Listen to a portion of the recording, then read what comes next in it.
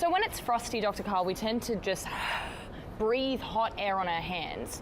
How come that air is hot, but when you're blowing on food, that air's cold? You're definitely right, because the air coming out is warm at 37 something degrees C, but when you force it through a small hole at velocity, it definitely feels cooler. A bunch of reasons all mixed together. First one, the atoms like to be a certain distance apart, and if they come out and they spread apart, well, they don't like to be that far apart. They have to get energy from somewhere. They cool down the surrounding air. Explanation number one. Explanation number two, they're coming out at speed and then suddenly they slow down and they need energy to slow down, so they steal the heat from the air. Explanation number two. Explanation number three, they trap, as the warm air comes out through the little hole, it traps the other air with it, and there's this thin blast of warm air, but apparently surrounded by cooler outside air. Don't know about that one. And the fourth one is what's called the Joule-Kelvin effect. It involves words like enthalpy and explains how fridges work. It's probably a mixture of all of those and maybe a few more.